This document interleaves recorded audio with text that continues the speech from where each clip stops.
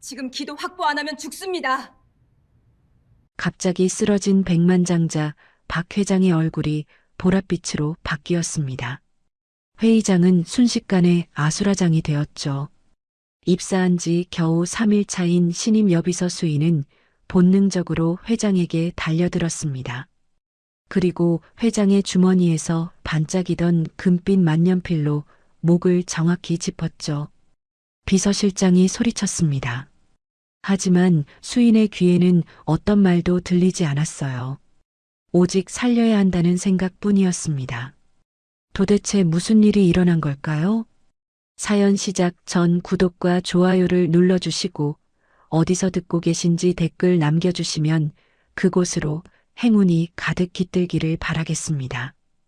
입사 3일 차 파견직 비서 수인은 백상그룹 본사 회장실 옆 탕비실에서 묵묵히 찻잔을 닦고 있었습니다. 하얀 도자기 잔을 수건으로 문지르는 손끝이 조심스러웠죠. 한 점의 얼룩도 지문 하나도 남기지 않으려는 듯 정성을 다했습니다. 동작 좀 봐라. 귀한 분들 기다리게 할 거야.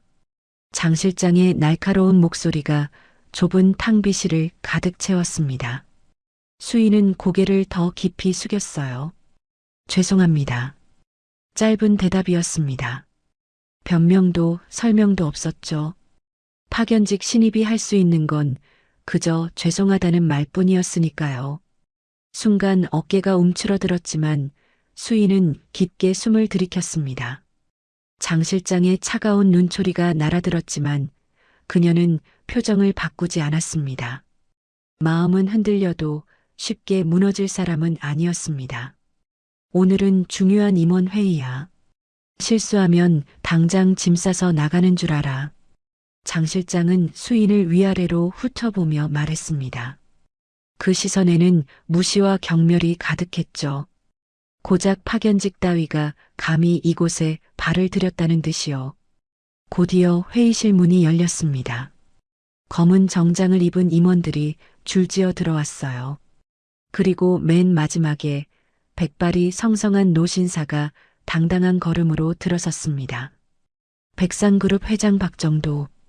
제게 서열 5위 백상그룹의 수장답게 그의 등장만으로도 회의실 분위기가 숙연해졌습니다. 65세의 나이에도 꼿꼿한 자세와 날카로운 눈빛은 호랑이를 연상시켰죠. 회장님, 안녕하십니까? 임원들이 일제히 인사했습니다. 박 회장은 가볍게 손을 들어 답례하고는 상석에 앉았어요. 수인은 준비한 차를 쟁반에 올려 회의실로 들어갔습니다. 조심스럽게 소리 하나 내지 않으려 애쓰며 찻잔을 내려놓았죠. 박 회장 앞에 잔을 놓는 순간 그녀의 손이 미세하게 떨렸습니다. 입사 첫날 비서실 선배가 귀에 못이 박히도록 강조했던 말이 떠올랐어요. 회장님은 견과류 알레르기가 있으셔. 특히 호두는 위험 수치야. 이건 외부엔 비밀이고 비서실과 주치의 팀만 아는 극비사항이야. 절대로 견과류가 들어간 음식이 회장님 앞에 가면 안 돼. 그 말을 들었을 때 수인은 고개를 끄덕이며 마음속 깊이 새겼습니다. 생명과 관련된 일이니까요. 회의가 시작되었습니다. 임원들이 보고서를 펼치고 프레젠테이션이 시작되었죠.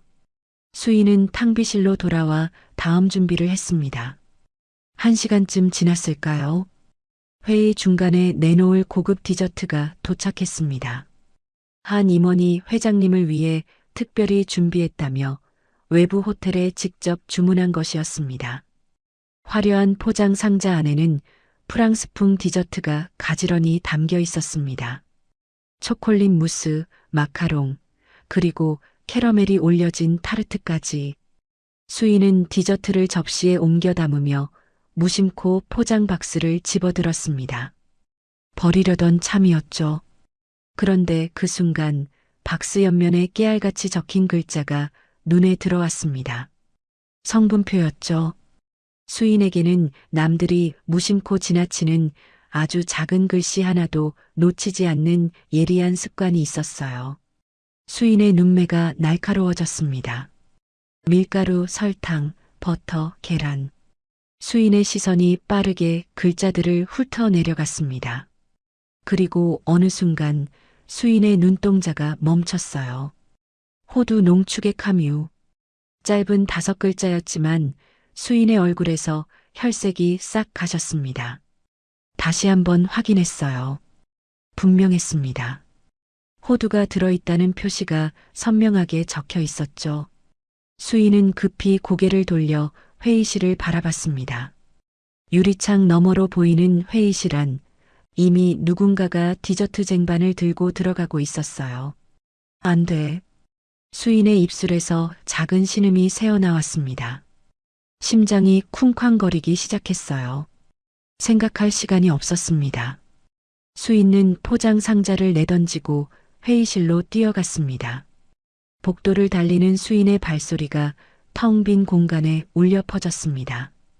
파견직 비서가 이렇게 뛰는 건 있을 수 없는 일이었지만 지금은 그런 게 중요하지 않았어요. 회의실 문 앞에 도착한 수인은 숨을 헐떡이며 문고리를 잡으려 했습니다. 하지만 그 순간 문 앞을 지키고 있던 장 실장이 그녀를 가로막았어요. 지금 회장님 말씀 중이야. 어디 들어가려고. 장 실장의 목소리는 단호했습니다. 그의 얼굴은 벌겋게 달아올라 있었죠. 감히 파견직 주제에 회의실에 뛰어들려 한다는 게 믿기지 않는다는 표정이었습니다. 실장님, 디저트에 호두가.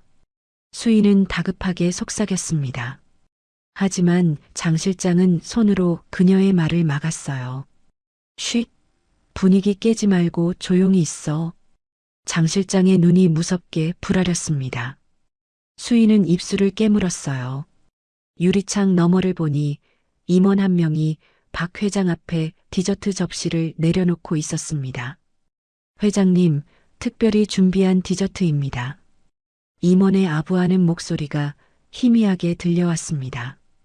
박 회장이 만족스러운 미소를 지으며 고개를 끄덕였어요. 수인의 얼굴이 하얗게 질렸습니다. 어떻게든 알려야 했어요.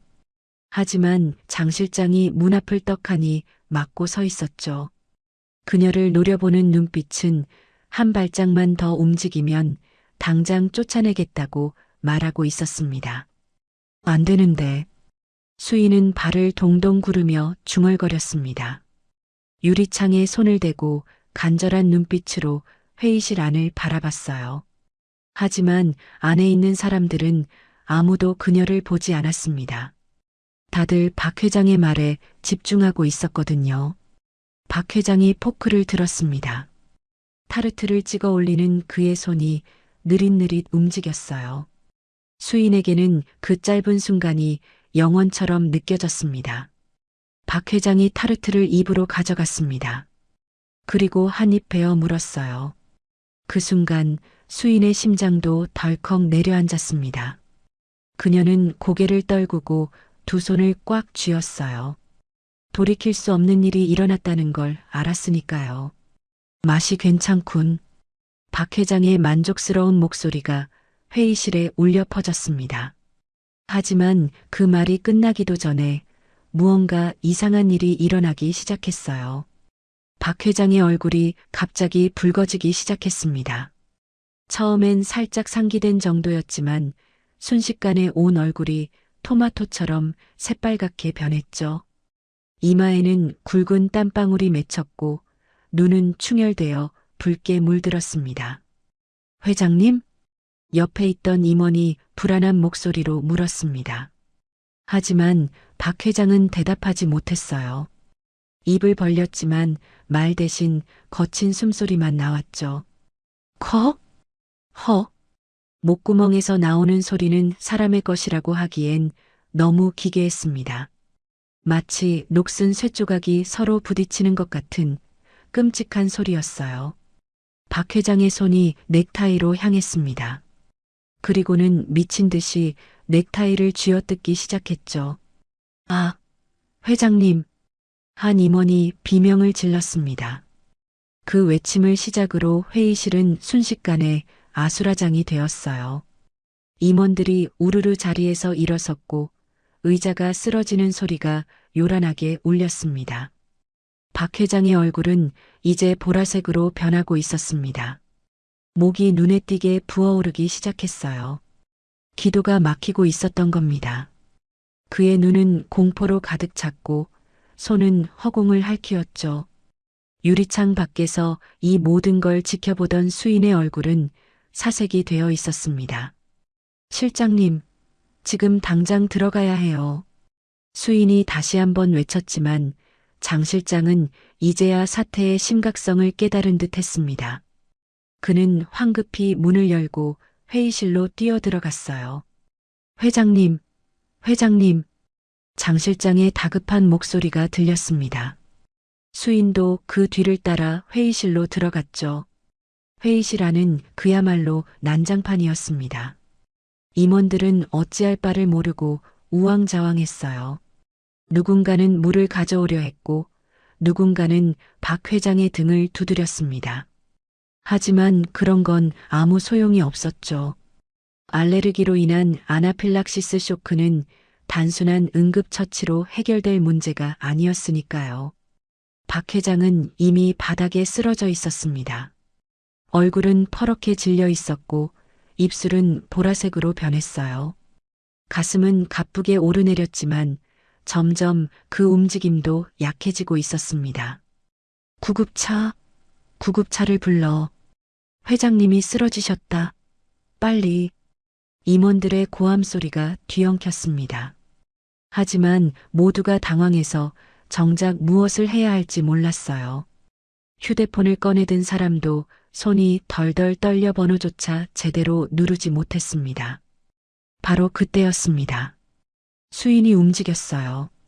그녀는 벽에 걸린 구급함을 향해 뛰어갔습니다. 파견직 비서의 몸짓이라고는 믿기 힘들 정도로 빠르고 정확했죠.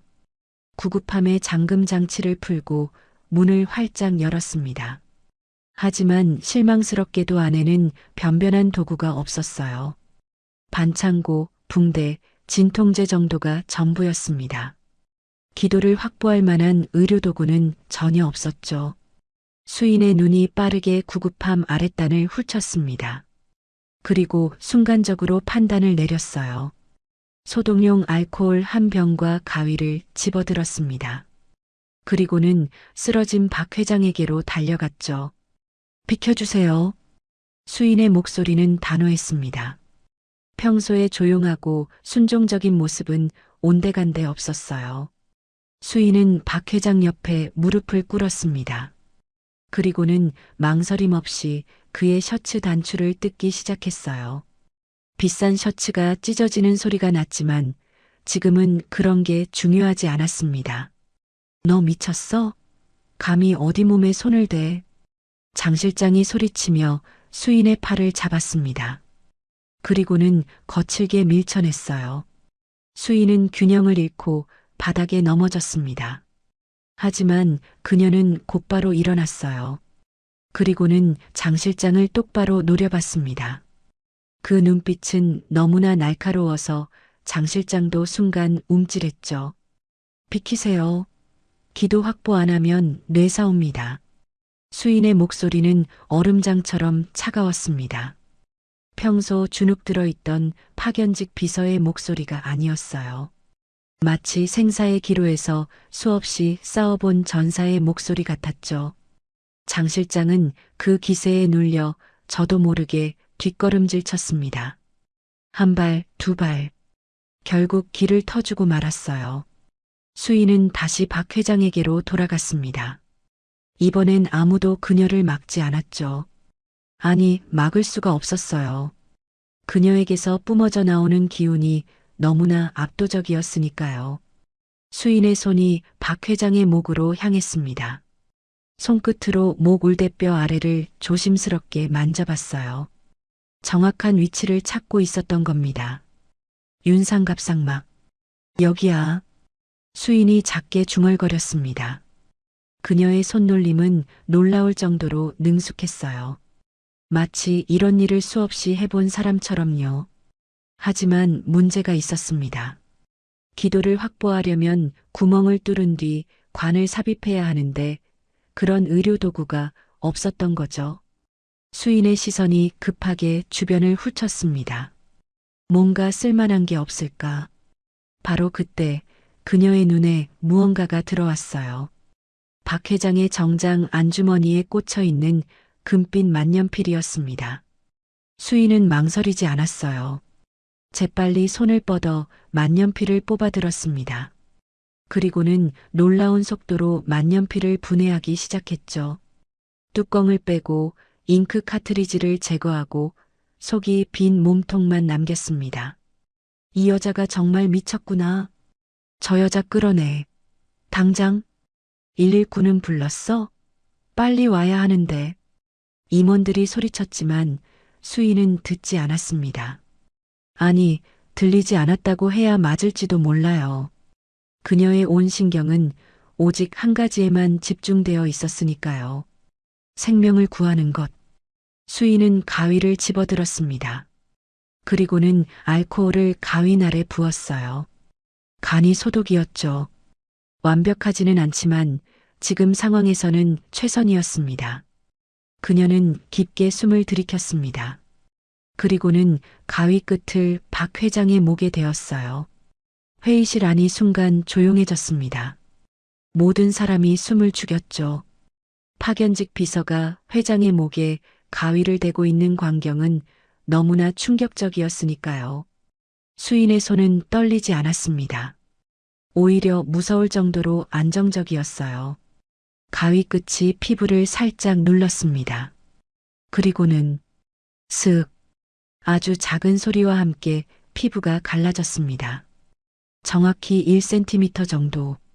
더도 말고 덜도 말고 딱 필요한 만큼만이었어요.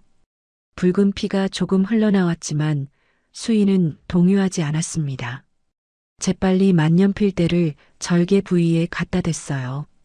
그리고는 조심스럽게 하지만 단호하게 밀어 넣었습니다. 피익. 만년필을 통해 공기가 빠져나가는 소리가 들렸습니다. 막혔던 기도가 뚫린 거예요. 박 회장의 가슴이 크게 부풀어 올랐습니다. 그리고는 다시 내려갔죠. 호흡이 돌아온 겁니다. 보라색이었던 얼굴에 조금씩 혈색이 돌아왔어요. 질식 상태에서 벗어난 박 회장의 몸이 생명을 되찾고 있었습니다. 헉! 헉! 거친 숨소리가 만년필을 통해 새어나왔습니다. 듣기에는 고통스러웠지만 그것은 분명 살아있다는 증거였어요. 회의실을 가득 채운 것은 안도의 한숨이었습니다. 살았다. 회장님이 살았어. 누군가가 떨리는 목소리로 말했습니다. 수인은 그제야 긴장이 풀렸는지 털썩 주저앉았어요.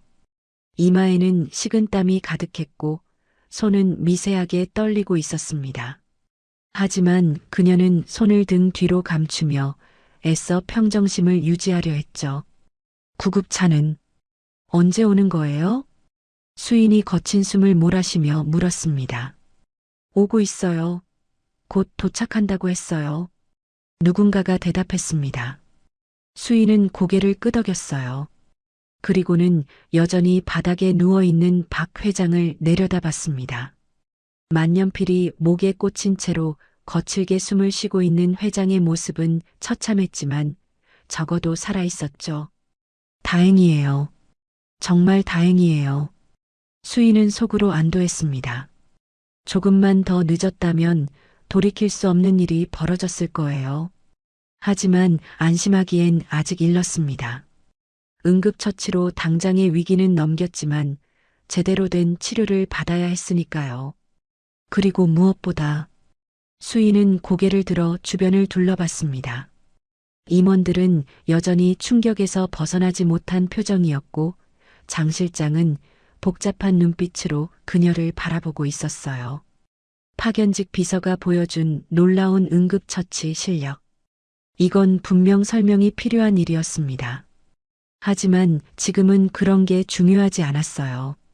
멀리서 구급차 사이렌 소리가 들려왔습니다. 곧 전문 의료진이 도착할 거예요. 그때까지 박 회장이 안정적으로 호흡을 유지할 수 있도록 지켜보는 것. 그것이 지금 수인이 해야 할 일의 전부였습니다. 구급차 사이렌 소리가 점점 가까워졌습니다. 회의실 밖 복도에는 사람들이 몰려들었어요. 무슨 일이냐며 수군거리는 소리가 들렸죠. 하지만 수인은 오직 박 회장의 호흡 상태에만 집중하고 있었습니다. 만년필을 통해 들리는 숨소리가 끊기지 않도록 계속해서 지켜봤어요. 비키세요. 구급대원입니다. 급한 목소리와 함께 주황색 조끼를 입은 구급대원들이 들어왔습니다. 들것과 의료 장비를 든 그들은 능숙한 동작으로 박 회장에게 다가갔죠. 선임 대원이 박 회장의 상태를 확인하다가 갑자기 동작을 멈췄습니다. 목에 꽂힌 만년필을 보고 잠시 당황한 표정을 지었어요. 이게 만년필인가요? 대원이 놀란 목소리로 물었습니다. 하지만 곧 전문가다운 침착함을 되찾고 청진기를 대어 호흡음을 확인했죠. 호흡음 들립니다.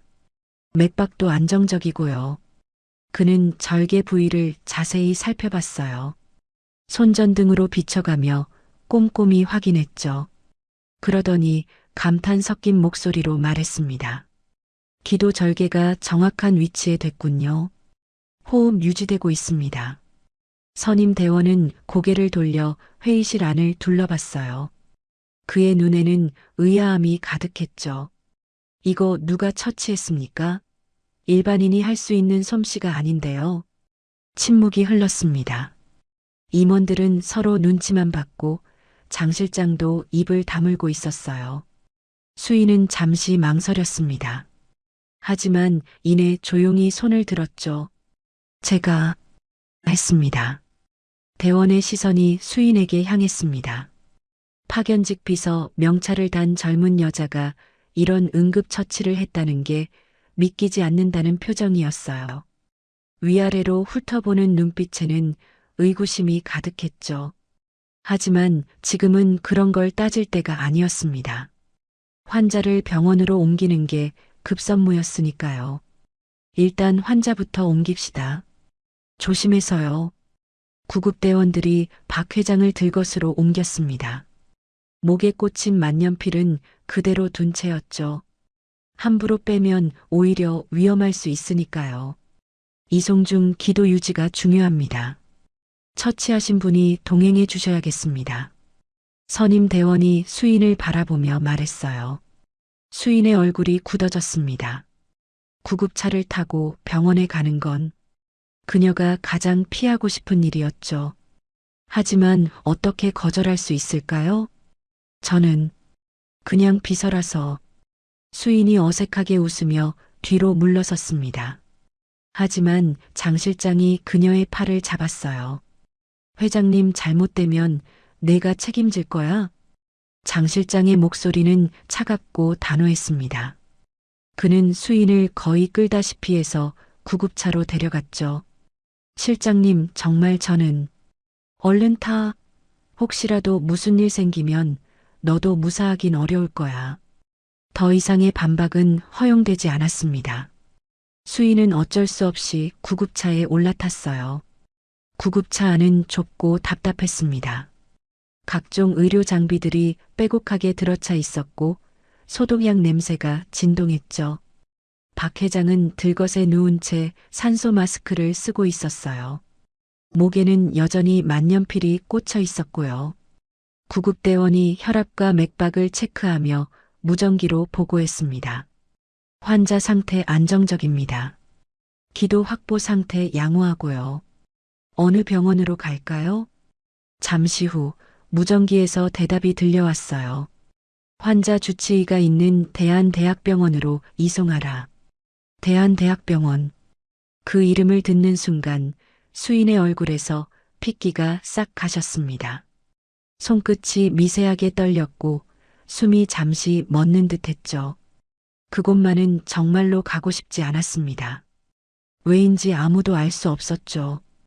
단지 수인의 눈빛만이 그 이유를 말해주고 있었습니다.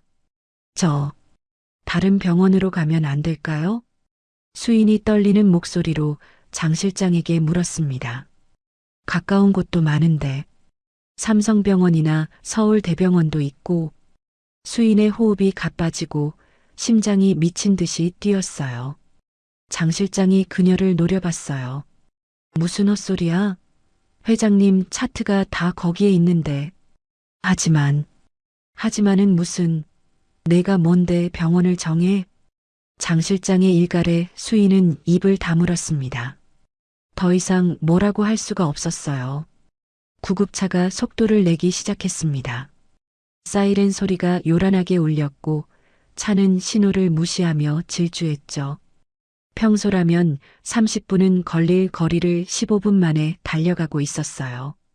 수인은 무릎 위에 올려놓은 손을 꽉 쥐었습니다. 손톱이 손바닥에 박힐 정도로 세게 쥐었지만 그래도 떨림은 멈추지 않았어요. 창밖으로 익숙한 풍경이 스쳐 지나갔습니다. 점점 가까워지는 병원 건물이 보였어요. 안 돼. 거기 가면 안 돼. 수인의 머릿속은 온통 도망치고 싶다는 생각뿐이었습니다. 지금이라도 구급차 문을 열고 뛰어내리고 싶었어요. 하지만 그럴 수는 없었죠. 박 회장의 상태를 지켜봐야 했으니까요. 혈압 안정적입니다. 곧 도착해요. 구급대원의 말에 수인의 가슴이 철렁 내려앉았습니다. 대한대학병원의 응급실 입구가 보이기 시작했어요. 구급차가 속도를 줄이며 응급실 앞에 멈춰 섰습니다. 도착했습니다. 환자 내립니다. 구급대원들이 재빠르게 움직였어요. 뒷문이 열리고 들것이 밖으로 나왔죠.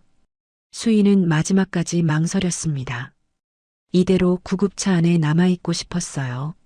하지만 장 실장이 그녀의 팔을 잡아 끌었습니다. 뭐해? 빨리 내려. 어쩔 수 없이 구급차에서 내린 수인은 고개를 푹 숙였어요. 최대한 눈에 띄지 않으려는 듯이요. 응급실 자동문이 열렸습니다. 소독약 냄새와 함께 차가운 공기가 얼굴을 스쳤어요. 그 냄새는 3년 전과 똑같았습니다. 마치 시간이 멈춘 것처럼요. 박정도 회장님 들어갑니다. 아나필락시스 쇼크에 기도 절개 상태. 구급대원의 외침에 응급실 안이 부산해졌습니다. 의료진들이 우르르 달려 나왔어요. 박 회장의 들것이 급하게 안으로 들어갔습니다. 수인은 죄인처럼 고개를 숙인 채 뒤를 따랐어요. 최대한 존재감을 지우려 애썼지만 그녀의 다리는 자꾸만 떨렸습니다. 바로 그때였어요. 회장님, 응급실 안쪽에서 누군가가 크게 외쳤습니다. 그 목소리를 듣는 순간 수인의 온몸이 얼어붙었어요. 너무나 잘 아는 목소리였으니까요. 흉부외과 과장 강현우가 의료진을 이끌고 달려나왔습니다. 하얀 가운을 펄럭이며 다가오는 그의 모습은 3년 전과 다를 바 없었어요. 회장님 상태가 어떻습니까? 제가 직접 보겠습니다. 강현우가 들건 옆으로 다가갔습니다. 그리고는 전문가답게 박 회장의 상태를 확인하기 시작했죠. 기도 절개. 누가 이런 무모한 짓을. 그가 고개를 들었습니다. 그리고 주변을 둘러봤어요. 누가 이런 처치를 했는지 확인하려는 듯이요. 그의 시선이 천천히 움직였습니다. 구급대원들, 장 실장, 그리고 강현우의 눈이 수인에게서 멈췄어요. 시간이 멈춘 것 같았습니다. 강현우의 눈이 점점 커졌어요. 믿을 수 없다는 표정이었죠. 수인도 그를 똑바로 바라봤습니다. 도망치고 싶었지만 발이 바닥에 붙어버린 것처럼 움직일 수가 없었어요. 3년 만의 재회였습니다. 너. 강현우의 입에서 낮은 목소리가 흘러나왔습니다. 수인은 여전히 말없이 서 있었어요. 그때 장 실장이 끼어들었습니다. 강 과장님, 회장님 상태부터 보셔야죠. 강현우는 잠시 수인을 노려보다가 이내 고개를 돌렸어요. 지금은 환자가 우선이었으니까요. 처치실로 옮깁니다. 빨리. 의료진들이 박 회장을 처치실로 옮기기 시작했습니다. 강현우가 걸어가다가 잠시 멈췄어요. 그리고는 고개를 돌려 수인을 바라봤죠. 그의 입가에 비웃음이 번졌습니다. 마치 내가 왜 여기 있지? 라고 묻는 듯한 표정이었어요. 수인은 그 시선을 피하지 않았습니다. 떨리는 다리를 붙잡고 꼿꼿이 서 있었어요. 3년 전엔 무너졌지만 지금은 달랐으니까요. 적어도 겉으로는 그래 보이려고 애썼습니다. 이수인? 그가 천천히 이름을 불렀습니다. 마치 더러운 것을 씹어뱉듯이요. 회장님 비선이 아주 가지가지한다. 강현우의 목소리에는 조롱이 가득했습니다. 위아래로 훑어보는 시선에는 경멸이 담겨 있었죠. 파견직 비서 명찰을 보며 코웃음을 쳤어요. 그래, 너한테는 그게 어울리지. 수인의 입술이 미세하게 떨렸습니다. 주먹을 꽉 쥐었지만 겨우 참았어요. 지금은 자존심보다 중요한 게 있었으니까요. 강 과장님, 수인이 침착하게 입을 열었습니다. 기도 부종이 심합니다. 튜브 제거 시 각별히 주의해 주세요. 정중하지만 단호한 목소리였어요. 환자를 위한 당부였죠. 강현우의 얼굴이 불그락푸르락했습니다. 감히 자신에게 가르치려 든다는 게 믿기지 않는다는 표정이었어요. 뭐, 내가 감히 나한테 가르치려고? 그가 수인에게 다가섰습니다. 키 차이 때문에 수인을 내려다보는 자세가 되었죠. 나 흉부외과 과장이야. 내가 뭔데 어디서 가르치려 들어? 강현우가 손을 뻗어 수인의 어깨를 거칠게 밀쳤습니다. 수인이 비틀거리며 뒤로 물러났어요. 보안, 이 여자 내보내. 강현우의 외침에 보안 요원 2명이 달려왔습니다. 그들은 수인의 양팔을 잡았어요. 잠깐만요. 수인이 다급하게 외쳤습니다.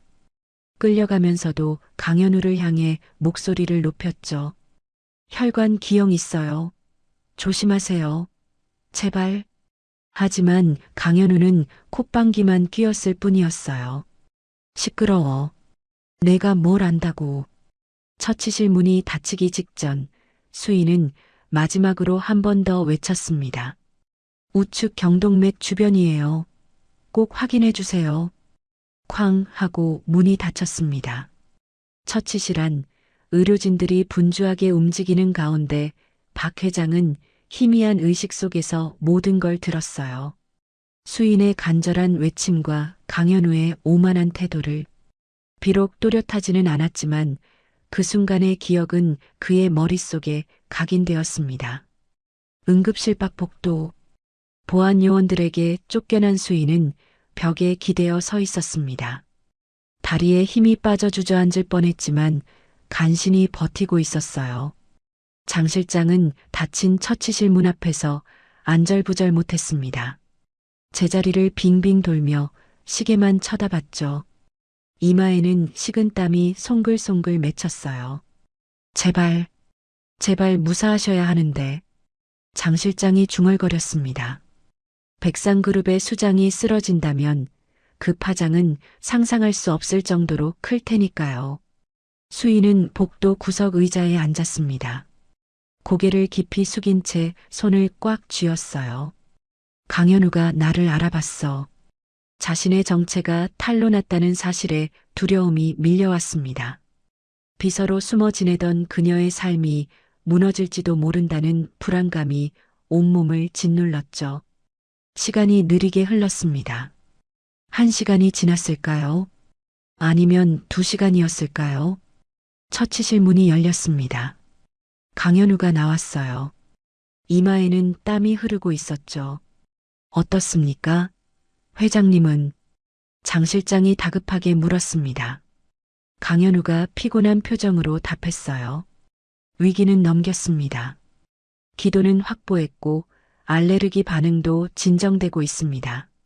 장 실장은 그제야 다리에 힘이 풀렸는지 옆에 있던 의자에 털썩 주저앉았어요.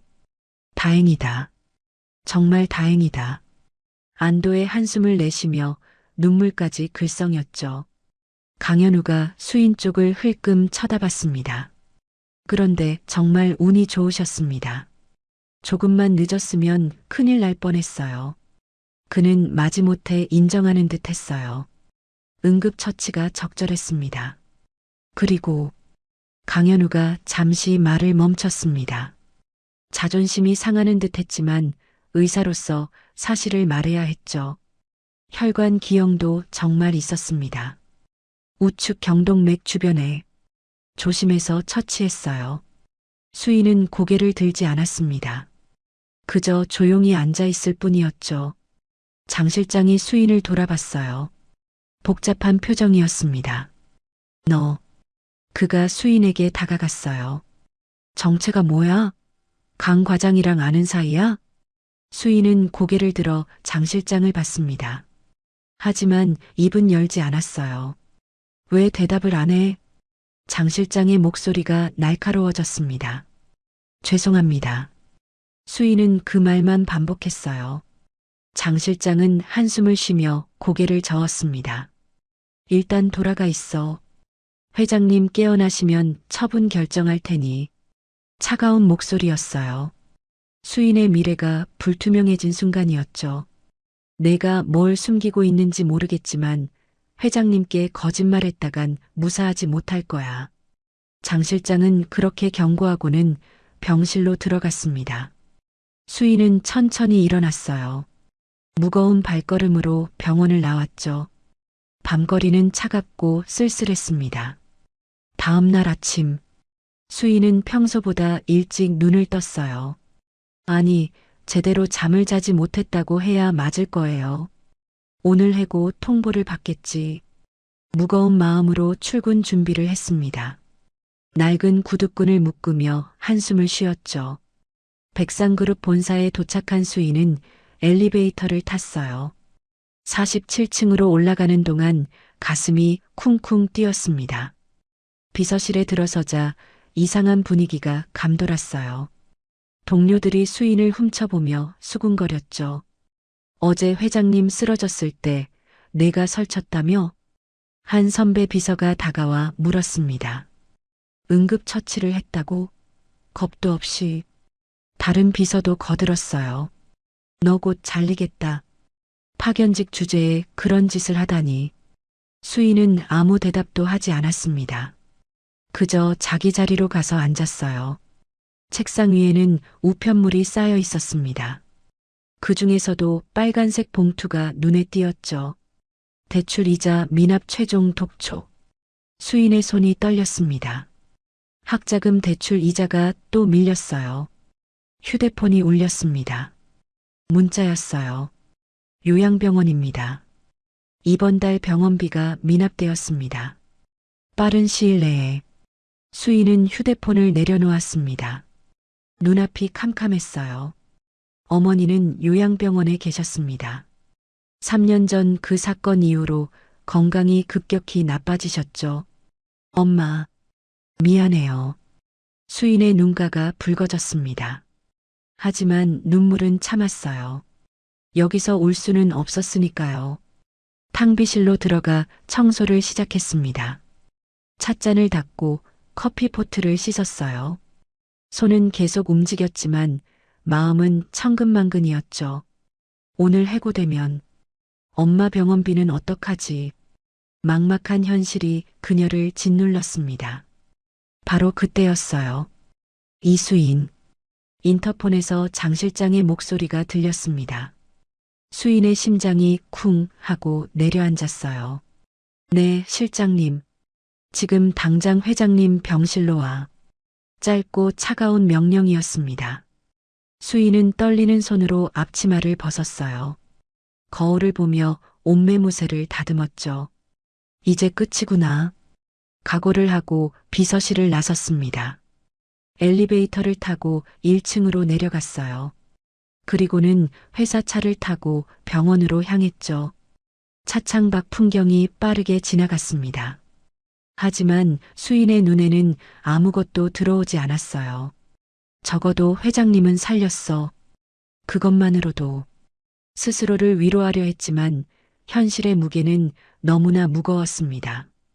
병원에 도착했어요. 수인은 무거운 발걸음으로 VIP 병동으로 향했습니다. 병실 앞에 도착한 수인은 깊게 숨을 들이켰어요. 당당하게 가자. 최선을 다했으니까. 그리고는 문을 두드렸습니다. 들어오세요. 안에서 장 실장의 목소리가 들렸어요. 수인이 문을 열고 들어갔습니다. 병실 안에는 침대에 누워있는 박 회장과 그 옆에 선 장 실장이 있었어요. 박 회장은 깨어 있었습니다. 목에는 붕대가 감겨 있었지만 의식은 또렷해 보였죠. 그의 날카로운 눈빛이 수인을 향했습니다. 운명의 순간이었어요. 병실 안의 공기는 무거웠습니다. 박 회장의 날카로운 시선이 수인을 꿰뚫는 듯 했어요. 수인은 가방에서 사직서를 꺼내 들었습니다. 하얀 봉투가 그녀의 떨리는 손에서 바스락거렸죠. 회장님, 먼저 사죄드립니다. 수인이 고개를 깊이 숙였습니다. 파견직 비서 주제에 감히 회장님께 손을 댔습니다. 사직서를 제출하고 어떤 처벌이든 달게 받겠습니다.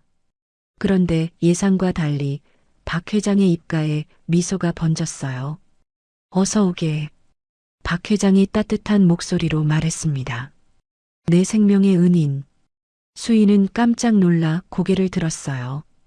박 회장은 침대에서 몸을 일으켜 앉으며 그녀를 바라봤습니다. 눈빛에는 호기심과 감사가 섞여 있었죠. 사직서는 집어넣게. 내가 부른 건 해고하려는 게 아니야. 박 회장은 수인에게 가까이 오라고 손짓했습니다. 수인은 망설이다가 조심스럽게 다가갔어요. 내 목을 찌를 때 자네의 눈빛, 보통 담력이 아니었어. 박 회장의 목소리에는 감탄이 묻어났습니다. 1초의 망설임도 없었지. 마치 수백 번은 해본 사람처럼 정확했고, 수인은 아무 말도 하지 못했습니다. 그리고 강 과장이 쩔쩔매던 혈관 기형까지 알고 있었지. 박 회장이 몸을 앞으로 기울였어요. 내 의료 기록은 극비야. 주치의와 극소수 의료진만 아는 내용인데 파견직 비서가 어떻게 알았을까? 수인의 얼굴이 창백해졌습니다. 박 회장은 수인의 눈을 똑바로 들여다봤어요. 그 눈빛은 마치 영혼까지 꿰뚫어 보는 듯했죠. 자네 비서 아니지? 단도직입적인 질문이었습니다. 진짜 정체가 뭐야? 솔직하게 말해봐. 침묵이 흘렀습니다. 수인은 입술을 깨물며 고민했어요. 더 이상 숨길 수 있을까? 아니, 이미 들통난 것 같은데. 마침내 수인이 떨리는 입술을 열었습니다. 저는 목소리가 갈라졌어요. 깊게 숨을 들이켜고 다시 시작했죠. 3년 전 이곳의 의사였습니다. 박 회장의 눈이 커졌습니다. 하지만 놀라기보다는 뭔가 짐작했다는 표정이었어요. 계속하게. 박 회장이 조용히 말했습니다. 순간 수인의 시선이 흔들렸어요. 그 한마디를 계기로 오래 잠궈두었던 기억의 방이 저절로 열리는 듯 했습니다. 하지만 수인은 아무 말도 하지 않았습니다. 입술을 조금 떼는 듯 하더니 끝내 닫혔죠. 그저 눈빛이 흐릿해졌을 뿐이었습니다. 그리고 수인의 마음속에서만 3년 전의 장면들이 파도처럼 밀려오기 시작했죠. 3년 전 대한대학병원 응급실. 새벽 3시 형광등 불빛 아래에서 한 젊은 여의사가 컵라면을 먹고 있었습니다. 그녀의 이름표에는 흉부외과 레지던트 이수인이라고 적혀 있었죠. 또 컵라면이야? 동료 레지던트가 지나가며 혀를 찼습니다. 집에는 언제 가봤어? 수인은 웃으며 대답했어요. 사흘 전에 갔는걸요. 잠깐 씻으러요. 미쳤구나. 그러다 쓰러져. 하지만 수인은 개의치 않았습니다. 그녀의 눈은 여전히 환자 차트에 고정되어 있었죠. 오전 8시 교수 회진 시간. 강현우 과장이 레지던트들을 이끌고 병실을 돌았습니다. 703호실 김 씨는 어때? 강현우가 귀찮다는 듯 물었어요. 수술 후 경과 양호합니다. 활력 징후도 안정적이고요. 수인이 또박또박 보고했습니다. 그래, 그럼 됐어. 다음. 강현우는 환자를 쳐다보지도 않고 지나갔어요. 하지만 수인은 뒤에 남았습니다. 할아버지, 아침은 드셨어요? 수인이 환자에게 다정하게 물었어요. 아이고, 선생님. 또 오셨네요. 어젯밤에도 오시더니. 환자가 감동한 표정으로 말했습니다. 새벽에 가슴이 좀 답답하셨다고요? 제가 심전도 한 번 더 찍어볼게요. 수인의 세심한 배려에 환자들은 그녀를 날개 없는 천사라고 불렀습니다. 그날 저녁 의국. 강현우는 고급 양복을 입은 제약회사 직원과 마주 앉아 있었어요. 과장님, 이번에 신약 설명회가 있는데요. 제주도에서 하거든요. 제주도? 좋지. 강현우가 희죽거렸습니다. 물론 항공료와 숙박비는 저희가. 당연하지. 하하. 그때 수인이 의국에 들어왔어요. 과장님, 내일 수술 환자 차트입니다. 아, 그래. 거기 놔둬. 강현우는 수인을 거들떠보지도 않았습니다. 수인이 나가자 제약회사 직원이 물었어요. 저 레지던트 열심히 하네요? 열심히? 그냥 설치는 거지. 건방지게. 강현우의 목소리에는 시기심이 가득했습니다. 실력도 별로인데 환자들한테만 인기 좋아. 쓸데없이. 사실은 정반대였죠. 수인의 실력은 레지던트 중 최고였고 그것이 강현우를 불편하게 만들었던 겁니다. 당직실 새벽 2시. 수인은 쪽잠을 자다가 호출을 받고 벌떡 일어났어요. 응급 환자입니다. 교통사고로 대량 출혈. 그녀는 잠이 덜 깬 얼굴로 수술실로 뛰어갔습니다. 과장님은요? 연락이 안 돼요. 이대로면 5분 안에 심정지옵니다. 수인은 입술을 깨물며 결단했습니다. 그리고 망설임 없이 수술 준비를 시작했어요. 마취과에 연락하세요. 제가 엽니다. 책임은 제가 집니다. 하지만 선생님, 환자 죽게 둘 겁니까? 메스 줘요. 5시간의 사투 끝에 환자는 살아났습니다. 수인의 이마에는 땀이 비오듯 흘렀죠. 선생님, 정말 대단하세요. 수술실 간호사가 감탄했습니다. 이 정도면 정말 레지던트가 할 수 있는 수준이 아니에요. 수인은 겸손하게 웃었어요. 환자가 살아야 저도 삽니다. 그것이 그녀의 신념이었죠. 며칠 뒤 의국에서 이수인, 강현우가 버럭 소리쳤습니다. 누가 마음대로 수술하래? 죄송합니다. 하지만 응급 상황이었고 변명하지 마.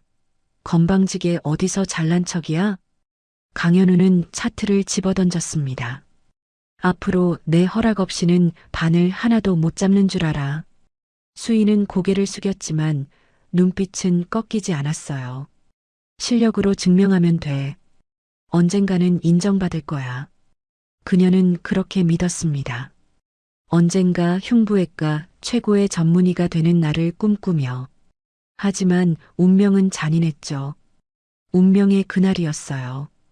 오늘 수술 집도는 내가 한다. 강현우가 수술실에 들어오며 말했습니다. 그런데 수인은 뭔가 이상함을 느꼈어요. 강현우에게서 술 냄새가 났던 겁니다. 과장님, 수인이 조심스럽게 다가갔어요. 오늘 컨디션이 안 좋으신 것 같은데. 무슨 소리야? 나 멀쩡해. 강현우가 버럭 소리쳤습니다. 하지만 그의 손은 미세하게 떨리고 있었죠. 수술이 시작되었습니다. 메스. 강현우가 메스를 받아들었어요. 하지만 손의 떨림은 점점 심해졌습니다. 과장님, 손이 너무 떨리십니다. 수인이 다급하게 말했어요. 수술을 멈춰주세요. 닥쳐. 건방 떨지 마. 강현우는 오기로 메스를 잡았습니다. 그리고 투둑하는 소리와 함께 바이탈 모니터의 붉은 경고등이 요란하게 번쩍였습니다. 안 돼. 대동맥을 건드린 겁니다. 삐익, 삐익. 경고음이 요란하게 울렸어요. 심박수가 급격히 떨어지기 시작했습니다. 비키세요. 지혈해야 합니다. 수인이 다급하게 환자에게 손을 뻗었습니다. 하지만 강현우가 그녀를 거칠게 밀쳤어요. 내가 내 팔을 쳤잖아. 내가 건드려서 터진 거야. 무슨 소리예요? 지금 그게 중요해요? 환자가 죽어요. 하지만 강현우는 발작하듯 소리만 질렀습니다. 다 내 탓이야. 내가 방해해서. 결국 골든타임을 놓쳤고 환자는 사망했습니다. 수술실은 피로 물들었고 수인은 망연자실했어요. 2시간 뒤 원장실. 수술실에서 내가 실수한 걸로 해. 병원장이 차갑게 말했습니다. 강현우는 옆에서 비열하게 웃고 있었죠. 말이 안 됩니다. 제가 왜 그런 거짓말을. 수인이 울부짖었어요. 거부하면 아픈 내 어머니 평생 병원 구경 못하게 만들겠다. 병원장의 협박에 수인은 몸을 떨었습니다. 우리 병원뿐 아니라 전국 어디서도 치료 못 받게 해주지. 믿지 않으면 해봐. 악마, 악마들. 수인의 절규는 무시되었습니다. 그들은 이미 차트를 조작해뒀어요. 수인이 실수로 대동맥을 건드렸다고 그녀를 살인의사로 만들어버린 겁니다. 수인은 정신없이 떠오르던 기억에서 벗어나기 위해 눈을 세게 감았다가 떴습니다. 볼을 타고 눈물이 한 줄 흘러내렸죠. 박 회장에게 들키지 않으려 서둘러 닦았습니다. 다시 현실이었어요. 수인은 숨을 삼키고 겨우 입을 열었습니다. 3년 전 저는 의사였지만 지금의 저는 기록에 남은 대로 환자를 죽이고 면허가 취소된 죄인입니다. 공식적으로 남아있는 기록. 딱 그것까지만. 그 이상 말할 수 없었어요. 더는 드릴 말씀이 없습니다. 수인은 고개를 숙인 채 3년 전의 진실은 가슴 깊이 묻었습니다. 박 회장은 잠시 말이 없었습니다. 그가 수인을 바라보는 눈빛은 이전보다 훨씬 더 깊고 날카로워져 있었죠. 박 회장은 천천히 입을 열었습니다. 기록은 그렇게 남았다. 그의 목소리는 낮고 무겁게 가라앉아 있었어요. 하지만 내가 본 건 기록과 다른 것 같네. 수인이 고개를 들었습니다. 눈가가 붉게 물들어 있었죠. 박 회장은 수인을 날카롭게 응시했습니다. 자네가 내 목을 찌를 때 박 회장의 눈빛이 더욱 깊어졌습니다. 그 순간 자네 손끝엔 두려움이 없었네. 오직 살려야 한다는 간절함만 있었지. 수인의 입술이 파르르 떨렸습니다. 사람을 죽인 손기술이 아니었어. 박 회장이 천천히 말을 이었습니다. 나를 살린 건 생명에 대한 간절함이 담긴 진짜 의사의 손이었네. 그 말을 듣는 순간 수인의 눈에서 참았던 눈물이 툭 하고 떨어졌습니다. 3년간 단 한 번도 자신을 믿어주는 사람이 없었어요. 모두가 그녀를 살인 의사라고 손가락질했죠. 억울해도 분해도 아무 말할 수 없었습니다. 하지만 지금 이 순간 처음으로 누군가가 진실을 봐주었습니다. 죄송합니다. 수인은 그 말만 겨우 남긴 채 도망치듯 병실을 빠져나갔습니다. 더 이상 눈물을 참을 수 없었으니까요. 복도로 나온 수인은 벽에 기대어 섰습니다. 가슴이 터질 것 같았어요. 3년 만에 처음으로 자신을 믿어주는 어른을 만난 감격에 온몸이 떨렸습니다. 병실 안. 박 회장은 닫힌 문을 한참 동안 바라봤습니다. 그리고는 옆에 서 있던 장 실장을 불렀어요. 장 실장. 예, 회장님. 장 실장이 다가섰습니다. 박 회장의 눈빛이 날카롭게 변했어요. 기록은 거짓말을 해도 손끝은 거짓말을 못해. 박 회장이 단호하게 말했습니다. 3년 전에 무슨 일이 있었는지 진짜 진실을 찾아와 장 실장의 눈이 커졌습니다. 회장님, 그건 의심이 아니야. 확신이지. 박 회장이 장 실장의 말을 끊었습니다. 저 아이는 누명을 썼어. 내가 장담하네. 하지만 이미 법적으로 확정된 사건인데요. 장 실장이 조심스럽게 말했습니다. 법이 틀릴 수도 있는 거 아닌가? 박 회장이 되물었습니다. 우리 같은 사람들이 얼마나 많은 걸 덮고 사는지 자네도 잘 알지 않나? 장 실장은 입을 다물었어요. 회장의 말이 맞았으니까요.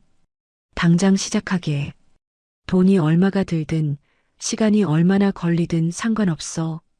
박 회장의 목소리에는 강한 의지가 담겨 있었습니다. 내 생명의 은인이 억울한 누명을 쓴 채 살게 할 순 없네. 알겠습니다. 장 실장이 고개를 숙였습니다. 다음 날 아침, 장 실장은 백상그룹 정보팀을 총동원했습니다. 3년 전 대한대학병원에서 일어난 의료사고 건입니다. 이 사건에 대해 샅샅이 파헤쳐 주십시오.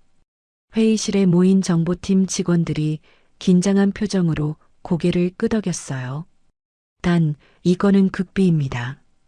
외부에 절대 누설되어서는 안 됩니다. 알겠습니다, 실장님. 직원들이 일제히 대답했습니다. 장 실장은 밤낮 없이 정보를 수집했어요. 하지만 상황은 예상보다 훨씬 더 절망적이었습니다. 며칠 후 장 실장은 박 회장의 병실을 찾았습니다. 회장님, 장 실장의 얼굴에는 피곤함이 역력했어요.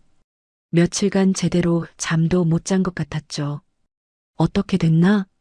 박 회장이 물었습니다. 장 실장은 두꺼운 파일을 꺼내 탁자 위에 놓았어요. 강현우와 병원장이 얼마나 철저하게 입단속을 했는지. 장 실장이 한숨을 쉬었습니다. 수술실 CCTV는 삭제됐고 관련 서류는 완벽하게 조작되어 있습니다. 박 회장의 눈썹이 꿈틀했습니다. 계속하게. 당시 수술실에 있었던 간호사들을 찾아봤습니다만 장 실장이 파일을 넘기며 말했어요. 주임 간호사는 사건 직후 캐나다로 이민을 갔습니다. 나머지 2명은 거액의 합의금을 받고 입을 다문 상태고요. 합의금이라. 박 회장이 쓴웃음을 지었습니다. 장 실장이 또 다른 서류를 꺼냈어요. 더 큰 문제는 병원 측 기록입니다. 수술 기록지, 환자 차트, 모든 게 이수인 씨의 실수로 조작되어 있습니다. 원본은 없습니다. 완전히 폐기된 것으로 보입니다. 박 회장은 팔짱을 끼고 생각에 잠겼습니다. 한참 후 그가 입을 열었어요. 완벽한 범죄란 없네. 예. 돈으로 입을 막았다면 돈으로 해결되지 않는 틈이 반드시 있을 거야. 박 회장의 눈빛이 날카로워졌습니다. 사람은 완벽하지 않거든. 어딘가에 반드시 허점이 있어. 장 실장이 고개를 끄덕였습니다. 아무리 작은 단서라도 좋으니 병원을 떠난 사람을 집중적으로 찾아보게. 박 회장이 지시했습니다. 돈을 받지 않은 사람, 양심의 가책을 느끼는 사람, 그런 사람이 반드시 있을 거야. 알겠습니다. 장 실장은 다시 조사에 착수했습니다. 이번엔 방향을 바꿨어요. 돈을 받은 사람이 아니라 사건 이후 병원을 떠난 사람들을 추적하기 시작했죠. 사흘 밤낮을 센 끝에 장 실장은 중요한 단서를 찾아냈습니다. 마취과 의사. 장 실장이 컴퓨터 화면을 들여다보며 중얼거렸어요. 당시 마취를 담당했던 최민호 의사. 그는 사건 직후 갑자기 사표를 내고 잠적했습니다. 왜 갑자기 떠난 거지? 장 실장은 최민호의 행적을 추적했어요. 병원을 떠난 후 그는 서울의 집을 정리하고 강원도로 내려갔습니다. 그리고는 산골 마을에 허름한 집을 사서 혼자 살고 있었죠. 찾았다. 장 실장의 눈빛이 빛났습니다. 유일한 살아있는 증거. 장 실장은 곧바로 차에 올랐습니다. 강원도까지는 3시간이 걸렸어요.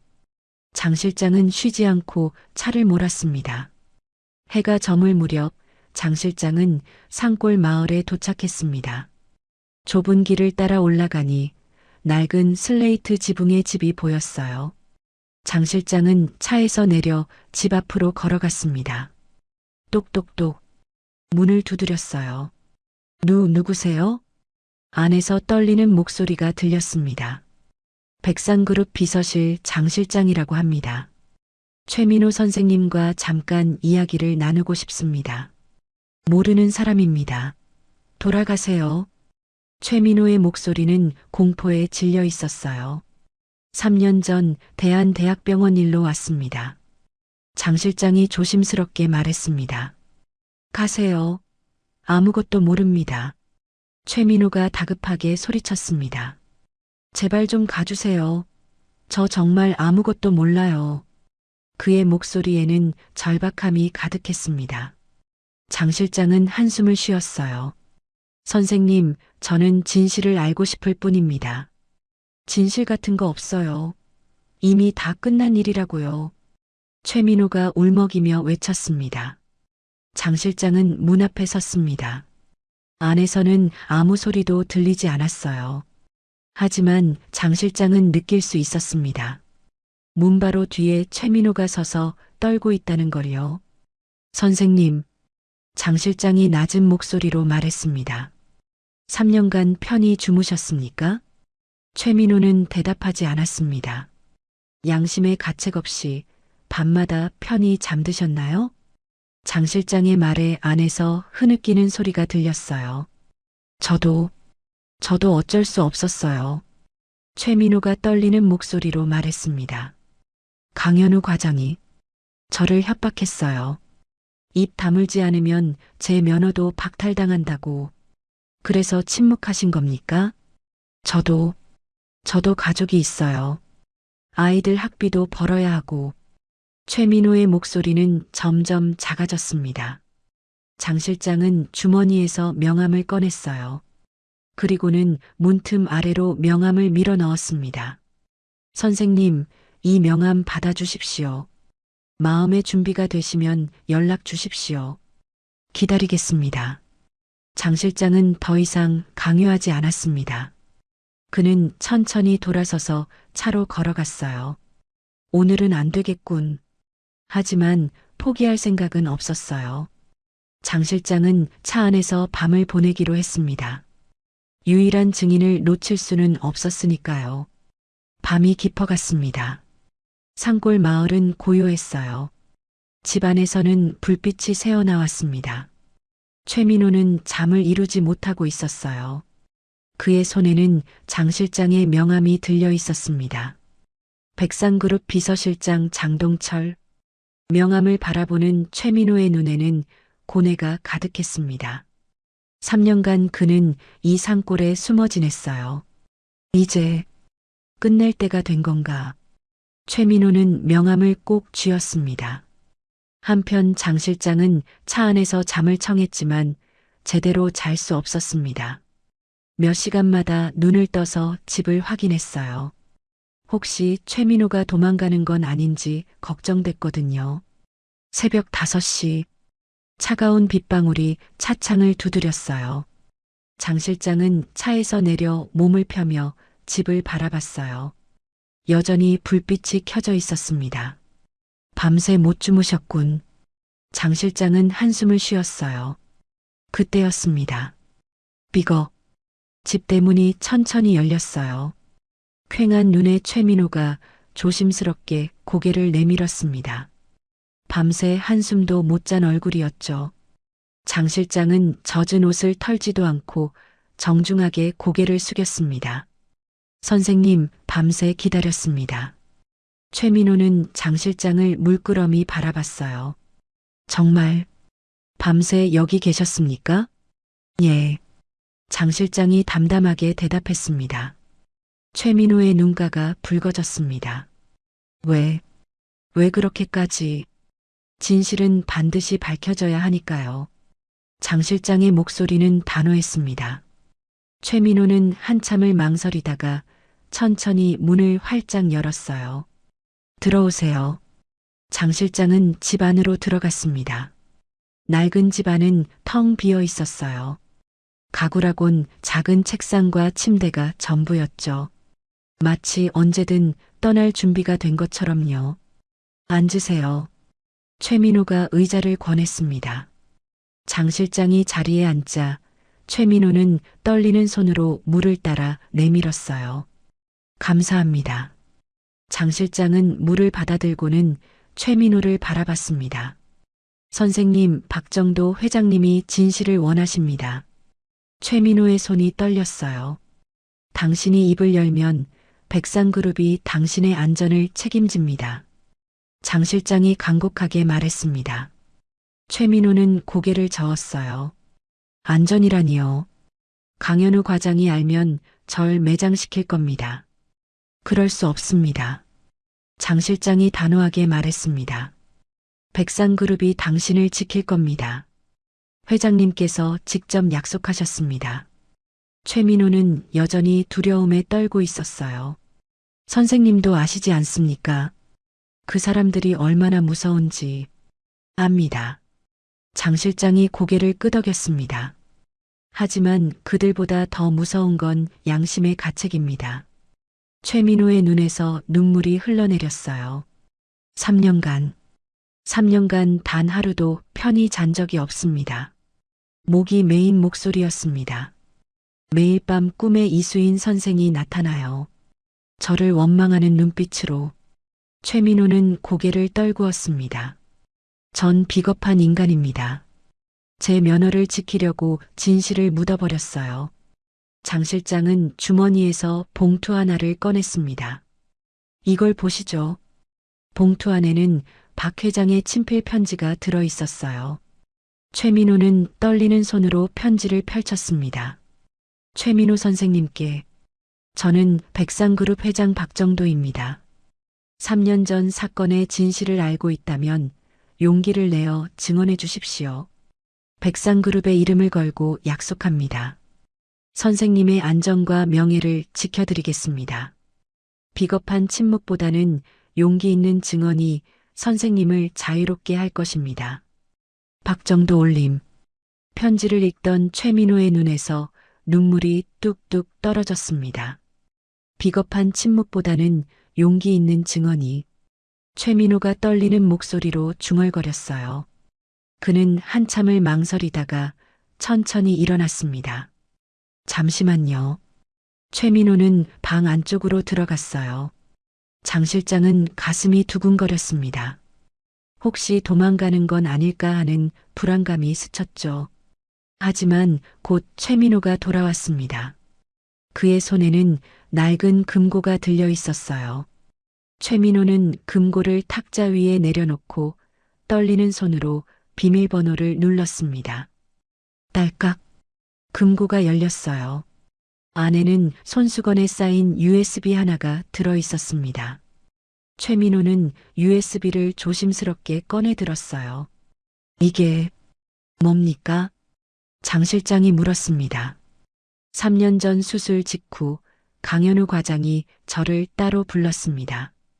최민호가 떨리는 목소리로 말하기 시작했어요. 병원장실에서였죠. 그때 그 사람들이 어떻게 모든 걸 조작할 건지 의논하는 걸 들었습니다. 최민호의 손이 주먹을 쥐었습니다. 강현우 과장이 저를 협박했어요.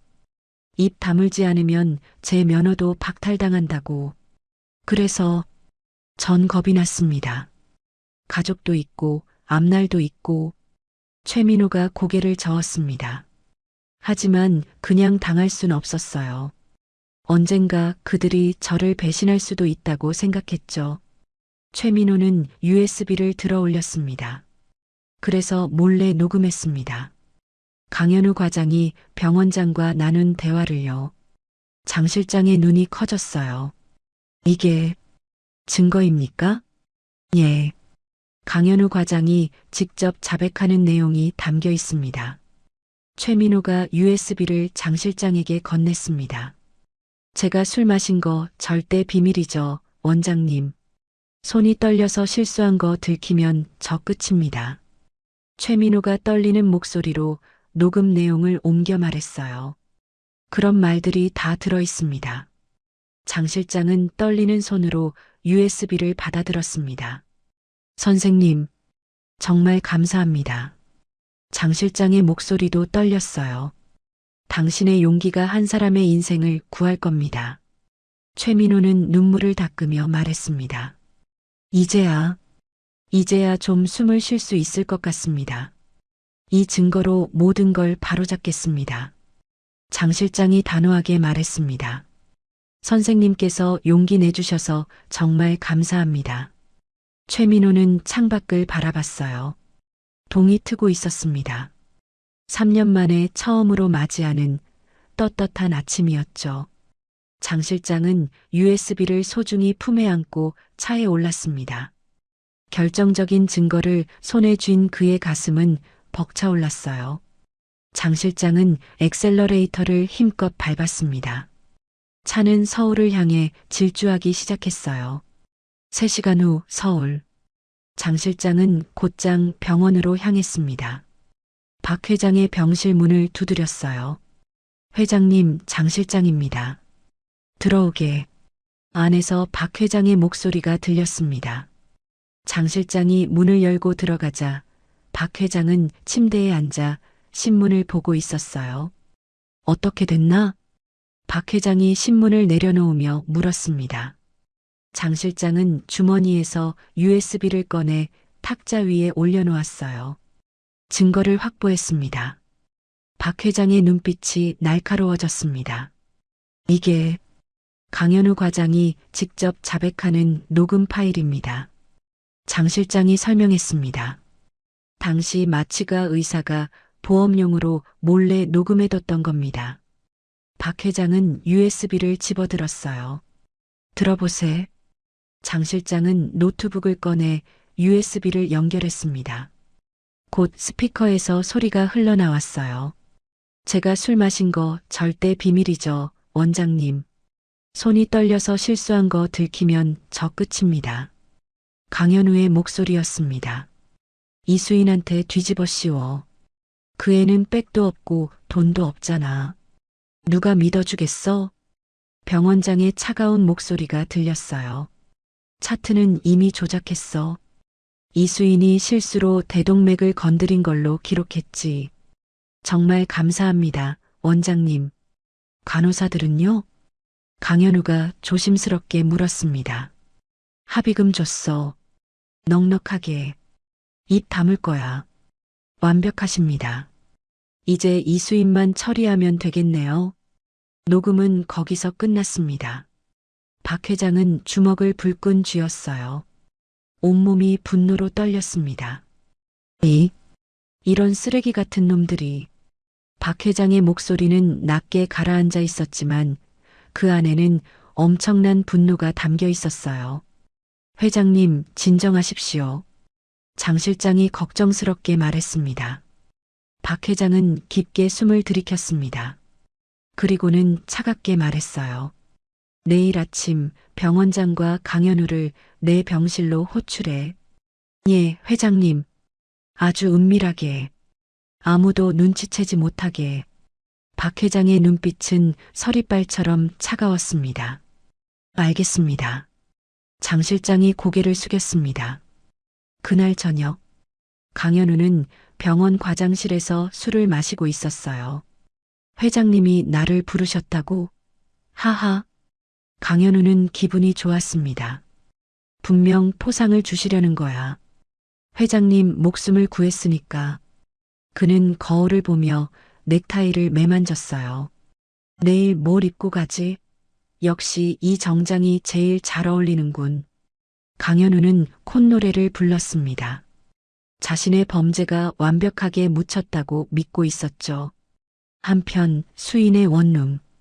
수인은 침대에 누워 천장을 바라보고 있었습니다. 핸드폰이 울렸어요. 박 회장의 전화였습니다. 여보세요? 수인이 떨리는 목소리로 받았습니다. 수인 씨, 내일 아침 병실로 오게. 박 회장의 목소리였어요. 자네가 꼭 봐야 할 것이 있어. 무엇을 보라는 건가요? 내일 알게 될 거야. 꼭 와야 하네.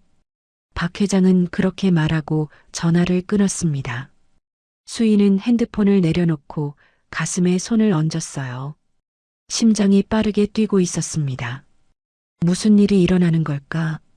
불안한 밤이 깊어갔습니다. 서울의 밤하늘에는 먹구름이 몰려들고 있었어요. 폭풍우가 몰아치기 직전에 고요함 같았죠. 박 회장은 병실 창가에 서서 밤하늘을 바라봤습니다. 내일이면 모든 게 끝나겠군. 그의 눈빛은 단호했습니다. 심판의 날이 밝아오고 있었습니다. 다음 날 아침, 병원장 김태수는 거울 앞에서 넥타이를 매만지고 있었습니다. 회장님이 직접 부르시다니 분명 포상이겠지. 그는 만족스럽게 웃었어요. 강 과장 덕분에 회장님 목숨을 구했으니까 병원 홍보에도 도움이 됐고 병원장은 고급 양복을 입고 병실로 향했습니다. 같은 시각 강현우도 기대에 차서 준비하고 있었어요. 오늘은 내 날이야. 회장님한테 포상받고 승진도 하고 그는 콧노래를 부르며 복도를 걸었습니다. 하지만 두 사람 모두 몰랐죠. 자신들을 기다리는 게 포상이 아니라 심판이라는 걸요. VIP 병실 앞. 병원장과 강현우가 거의 동시에 도착했습니다. 원장님 안녕하십니까? 강현우가 아부하듯 인사했어요. 그래. 오늘 좋은 일 있겠어. 병원장이 으스댔습니다. 두 사람은 병실 문을 두드렸어요. 들어오시죠. 장 실장의 목소리가 들렸습니다. 문이 열리고 그들은 병실로 들어갔어요. 그런데 분위기가 이상했습니다. 박 회장은 침대에 앉아 있었고 그 옆에는 수인이 서 있었어요. 장 실장은 험악한 표정으로 문 옆을 지키고 있었죠. 회장님, 안녕하십니까? 병원장이 어색하게 인사했습니다. 회장님 부르셨습니까?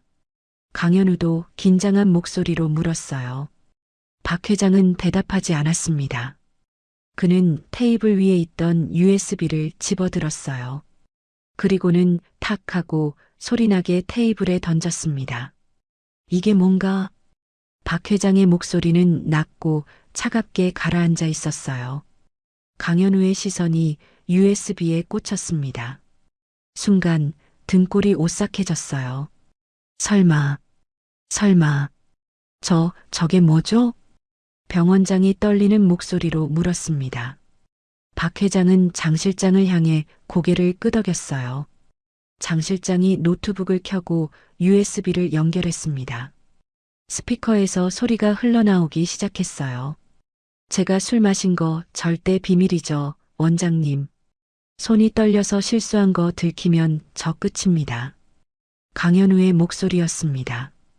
강현우의 얼굴이 새하얗게 질렸어요. 이수인한테 뒤집어 씌워. 그 애는 백도 없고 돈도 없잖아. 누가 믿어주겠어? 병원장의 목소리가 흘러나왔습니다. 병원장도 얼굴이 하얗게 변했어요. 차트는 이미 조작했어. 이수인이 실수로 대동맥을 건드린 걸로 기록했지. 정말 감사합니다, 원장님. 간호사들은요? 합의금 줬어. 넉넉하게. 입 다물 거야. 완벽하십니다. 이제 이수인만 처리하면 되겠네요. 녹음이 끝났습니다. 병실 안은 얼어붙은 듯 조용했어요. 강현우는 다리가 후들거렸습니다. 병원장도 식은땀을 흘리며 입술을 떨고 있었죠. 이건 병원장이 떨리는 목소리로 말했습니다. 조작입니다. 누가 우리를 모함하려고. 조작? 박 회장이 천천히 일어났습니다. 그의 눈빛은 얼음장처럼 차가웠어요. 감히 내 앞에서 거짓말을 해? 박 회장의 목소리가 병실을 가득 채웠습니다. 병원장은 뒷걸음질 쳤어요. 회장님, 오해십니다. 저희는 닥쳐. 박 회장의 호통에 병 원장이 입을 다물었습니다. 박 회장은 수인을 돌아봤어요. 이 사람이 누군지 아나? 병 원장과 강현우는 수인을 봤습니다. 이수인. 강현우가 중얼거렸어요. 맞아. 이수인. 박 회장이 말했습니다. 자네들이 살인 의사로 만들어버린 사람이지. 박 회장은 수인의 어깨에 손을 올렸어요. 그런데 이 사람이 내 목숨을 구했네. 강현우는 말이 없었습니다. 대한민국 최고 병원이 한 사람의 인생을 짓밟아? 박 회장의 목소리는 분노로 떨렸습니다. 그리고 내 은인을 죄인 취급해? 회장님, 그게 아니라. 병 원장이 변명하려 했지만 박 회장은 손을 들어 막았어요. 자네들이 뭘 했는지 나도 다 들었네. 박 회장이 USB를 가리켰습니다. 술 마시고 수술하고 환자 죽이고 죄 없는 사람한테 뒤집어 씌우고. 회장님. 강현우가 다리에 힘이 풀려 무릎을 꿇었습니다. 살려주십시오. 제발. 그는 바닥을 기며 박 회장에게 다가갔어요. 저도 어쩔 수 없었습니다. 병 원장님이 시켜서. 뭐? 병 원장이 버럭 소리쳤습니다. 내가 먼저 술 마시고 수술한 거 아니야. 원장님이 덮으라고 하셨잖습니까? 두 사람은 서로를 탓하기 시작했어요. 수인은 그 모습을 조용히 내려다봤습니다. 3년간 그녀를 괴롭혔던 사람들이 바닥을 기며 서로를 비난하는 모습을요. 눈물이 흘러내렸습니다. 하지만 이번엔 억울함의 눈물이 아니었어요. 안도의 눈물이었죠. 드디어 수인의 가슴 속에 묻어두었던 억울함이 씻겨 내려가는 걸 느꼈습니다. 박 회장은 장 실장을 향해 고개를 끄덕였어요. 장 실장이 병실 문을 열었습니다. 들어오십시오. 경찰 2명이 들어왔습니다. 저 사람들이 왜? 병 원장이 당황해서 물었어요. 체포영장 집행하러 왔습니다. 경찰이 차갑게 말했습니다. 김태수 원장, 강현우 과장, 의료사고 은폐, 증거 조작, 무고 혐의로 긴급 체포합니다. 안 돼. 이건 오해입니다. 병 원장이 소리쳤습니다. 하지만 경찰은 그의 손목에 수갑을 채웠어요. 싫어요. 놔주세요. 강현우도 발버둥 쳤지만 소용없었습니다. 회장님, 제발 한 번만 봐주십시오. 강현우가 끌려가면서도 애원했어요. 저한테도 가족이 있습니다. 제발. 하지만 박 회장은 돌아보지도 않았습니다. 이건 모함이야. 모함이라고. 강현우가 복도에서 악을 썼지만 아무도 듣지 않았어요. 병실 문이 닫혔습니다. 드디어 조용해졌어요. 박 회장은 수인에게 다가갔습니다. 이수인 씨. 수인이 고개를 들었어요. 눈물로 범벅이 된 얼굴이었습니다. 너무 늦어서 미안하네. 박 회장이 말했습니다. 자네의 명예는 내가 반드시 되찾아 주겠네. 감사합니다. 수인의 목소리가 떨렸어요. 정말 감사합니다. 수인은 더 이상 말을 잇지 못하고 오열했습니다. 3년간 참았던 눈물이 한꺼번에 쏟아져 나왔어요. 박 회장은 수인의 어깨를 토닥였습니다. 이제 괜찮아. 모든 게 끝났어. 장 실장도 다가왔어요. 그는 주머니에서 손수건을 꺼내 수인에게 건넸습니다. 수인 씨, 고생 많았어. 장 실장의 목소리도 떨렸어요. 처음엔 내가 오해했어. 정말 미안하네. 수인은 손수건으로 눈물을 닦았습니다. 아닙니다. 괜찮습니다. 박 회장은 창밖을 바라봤어요. 이제부터가 시작이야. 예. 수인이 물었습니다. 자네의 명예를 되찾는 일 말이야. 박 회장이 수인을 바라봤습니다. 재심 청구를 할 거야. 그리고 면허도 되찾을 거고. 정말 그럴 수 있을까요? 수인의 목소리에는 희망이 담겨 있었어요. 물론이지. 박 회장이 확신에 찬 목소리로 말했습니다. 내가 보증하네. 자네는 다시 의사가 될 거야. 수인은 또다시 눈물을 흘렸습니다. 하지만 이번엔 기쁨의 눈물이었어요. 장 실장은 조용히 병실을 나갔습니다. 박 회장과 수인만 남았어요. 회장님, 수인이 떨리는 목소리로 말했습니다. 어떻게 감사드려야 할지. 감사는 내가 해야지. 박 회장이 웃었습니다. 자네가 내 목숨을 구했잖나. 박 회장은 수인의 손을 잡았어요. 이제 내가 자네 인생을 구할 차례야. 수인은 고개를 숙였습니다. 뜨거운 눈물이 또다시 흘러내렸죠. 창밖으로 햇살이 들어왔습니다. 3년간 그늘에 가려져 있던 수인에게 드디어 빛이 비치기 시작했어요. 악인들은 사라졌고 진실은 밝혀졌습니다. 이제 남은 건 수인의 명예를 되찾는 일뿐이었어요. 병실은 따뜻한 공기로 가득 찼습니다. 오랜 악몽이 끝나고 새로운 시작이 기다리고 있었죠. 복도에서는 장 실장이 변호사에게 전화를 걸고 있었습니다. 재심 청구 준비해 주십시오. 최고의 변호사단을 꾸려주세요. 장 실장의 목소리는 단호했어요. 비용은 상관없습니다. 반드시 이겨야 합니다. 정의는 늦었지만 결국 승리했습니다. 그리고 수인의 새로운 인생이 시작되려 하고 있었어요. 며칠 후 수인은 요양병원으로 향하는 버스에 몸을 실었습니다.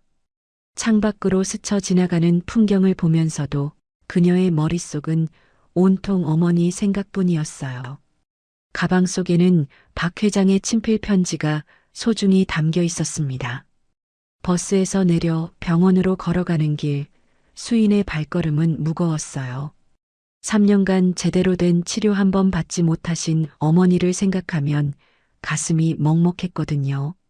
월급의 대부분을 병원비로 쓰면서도 늘 부족했던 지난날들이 주마등처럼 스쳐 지나갔습니다.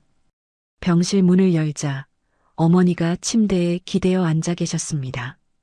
예전보다 훨씬 수척해진 얼굴이었어요. 하지만 수인을 보자마자 환하게 웃으셨죠. 엄마. 수인이 다가가 어머니의 손을 잡았습니다. 손은 뼈만 앙상하게 남아서 작은 새의 발처럼 가벼웠어요. 수인의 눈시울이 뜨거워졌습니다. 우리 딸 왔구나. 오늘은 무슨 일로 왔어?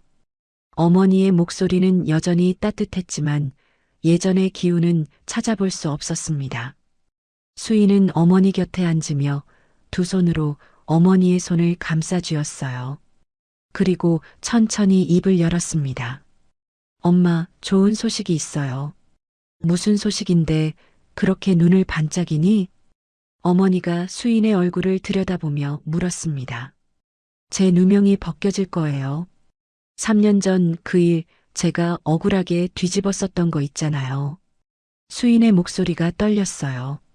증거도 다 나왔고 진짜 범인들도 잡혔어요. 어머니의 눈이 커지더니 순간 눈물이 주르륵 흘러내렸습니다. 그동안 참고 있던 감정이 한꺼번에 터져 나오는 것 같았어요. 정말이니?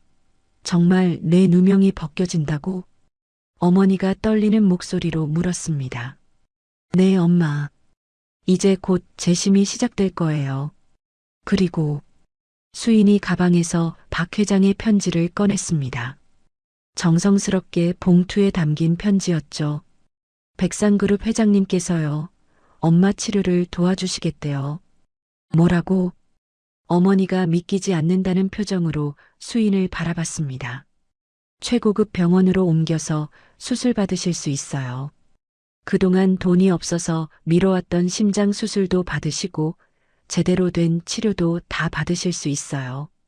수인의 목소리는 점점 떨렸습니다. 감정이 북받쳐 올라 말을 잇기가 힘들었어요. 이제 괜찮아질 거예요, 엄마. 더 이상 아프지 않으셔도 돼요. 어머니는 수인의 손을 두 손으로 꽉 쥐었습니다. 힘없던 손에 갑자기 힘이 들어갔어요.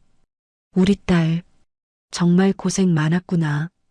어머니의 목소리는 울음이 섞여 있었습니다. 3년 동안 얼마나 힘들었을까. 엄마는 알아. 내가 밤마다 울던 거 다 알아. 엄마. 수인도 참았던 눈물을 쏟아냈습니다. 저 때문에 엄마가 이렇게 고생하시는 거잖아요. 제가 의사만 안 했어도, 제가 조금만 더 조심했어도. 무슨 소리야? 어머니가 수인의 말을 막았습니다. 넌 잘못한 게 하나도 없어. 내가 얼마나 훌륭한 의사였는지 엄마가 제일 잘 알아. 환자들이 널 얼마나 좋아했는데. 어머니는 수인의 머리를 쓰다듬었어요. 마치 어린아이를 달래듯이요.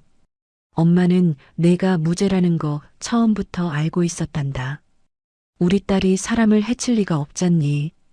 그 말에 수인은 더 이상 참을 수 없었습니다. 어머니 품에 얼굴을 묻고 한참을 울었어요. 3년간 쌓였던 모든 서름이 눈물로 쏟아져 나왔습니다. 이틀 후 수인의 어머니는 박 회장의 특별 지시로 대한대학병원 VIP 병동으로 옮겨졌습니다. 수인이 3년 전 일했던 바로 그 병원이었죠.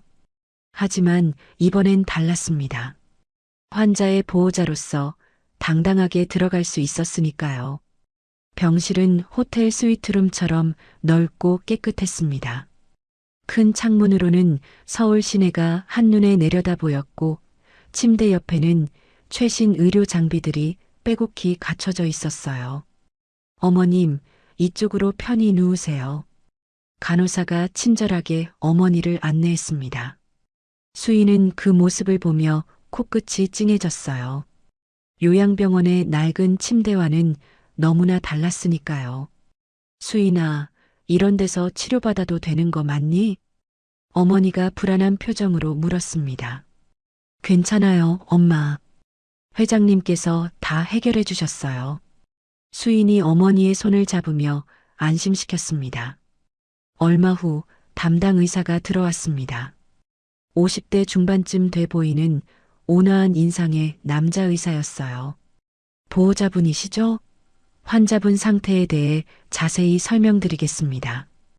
의사는 차트를 펼쳐 보이며 천천히 설명하기 시작했습니다.